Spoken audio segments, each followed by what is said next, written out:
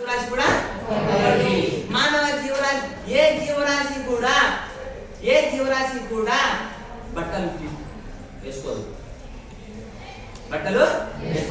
ఒక్క మానవ జీవరాశి మాత్రమే బట్టలు వేసుకోదు. ఎందుకంటే తనకు వచ్చినటువంటి భాషా పరిజ్ఞానంతో ఏం చేసినాడంటే బట్టలు వేసుకోవడం.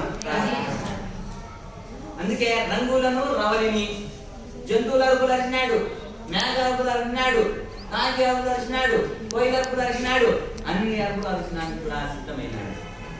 ఏ రోజైతే గుహల్లో నివసించిన రోజే ఆ రోజు ఏం చేసినాడు, గోడల పైన గుర్రాలు జింకల బొమ్మలు గీసుకున్నాడు. గుర్రం బొమ్మలు గీసుకున్నాడు. జంతువు తన చుట్టూ ఉంది కదా, గుర్రం ఒక జంతువా కాదా? తర్వాత ఇంకోటి ఏంటి, జింక తన చుట్టూ ఉండేటటువంటి ప్రాణినా కాదా?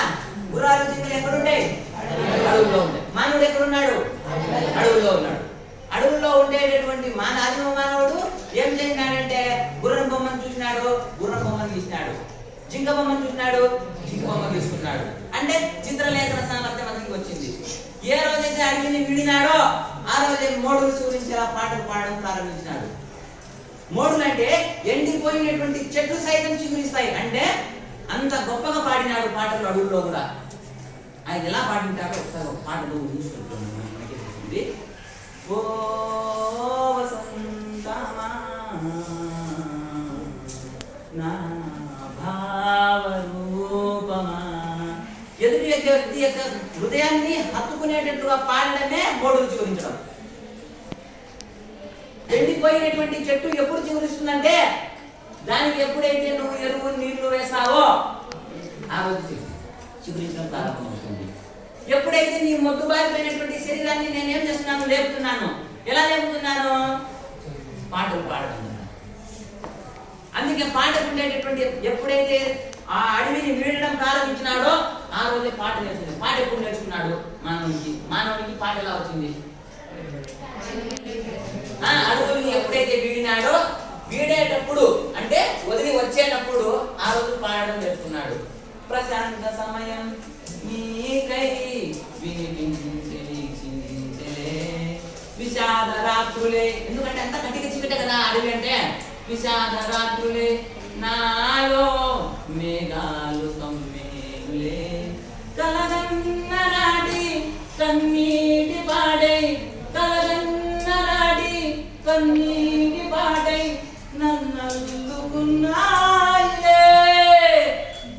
ఓ ప్రకృతి ఇది న్యాయమా, ఓ ప్రకృతి ఇది నేరమా. అడవిని వచ్చేటప్పుడు పాడినటువంటి పాట. కాడు వీడనప్పుడే మోడులు చిగురించేలా పాడడం ప్రారంభించినాడు. తర్వాత పాడడం ఎప్పుడైతే ప్రారంభించినాడో తుమ్మిదాలున్నాయేమిరా తనిగుడులో కుంజరుల పైన చామంచాలాడాయేమిరా, యాడికి పోరా చాబల్దారా, యాడికి పోరా చాబల్దారా. అడవిలో నుండి నదిలోకి వచ్చినాడు. నదిలో చూసినాడు, ఏమిన్నాడు? చేపలు తిన్నాడు. చేపలు జంతువులు ఉన్నటువంటి ఆదిమ మానవుడు చేపల దగ్గర వచ్చినాడు. ఏడికి పోరా చేపలు తేరా, ఏడికి పోరా చేపలు తేరా, చేపలు నాకు పులుసు నీ కూర, కూడా పొయ్యారి కూడా తుమ్మిదాలున్నాయేమిరా తండ్రిలో. అంటే నీకు అర్థం కావాలనే పుల్లకి రాగా ముందుకు మీదే. అంటే అడవులలో ఏముంటాయంటే రాళ్ళు ఉంటాయి. ఆ రాళ్ళ మధ్య ఇటు పాట పాడుతుంటే ఇటు డాన్స్ ఉంటాడు. అంటే వానికి అలా డాన్స్ ఎట్లా ఉంటుంది చెప్పడానికి. డాన్స్ మొదట పాట పాడినాడు, ఇదే పాట పాడుతున్నాడు. మీద ఉన్నారు కానీ పాటకు నేను డాన్స్ చేయాలేమో అని వాళ్ళ ఊపు వచ్చేసింది. నాకు ఇప్పుడు ఇప్పుడు ధనికులు కుంజరుల పైన చామంచాలాడాయేమిరా, ఏడికి పోరా చాపలు తేరా, ఏడికి పోరా చాపలు తేరా, చామలు నాకు కూర కూడా తుమ్మిదాలున్నాయేమిరా ధనికులు కుంజరుల పైన చామంచాలాడాయేమిరా. అంటే గులకరాల ముడుపు మీద గొప్పునంటే వెంటనే గొబ్బునంటే అర్థం వెంటనే గొబ్బునంటేనే నాలుగు గజ్జలేసుకొని ఏం చేసినాడు? నాట్యము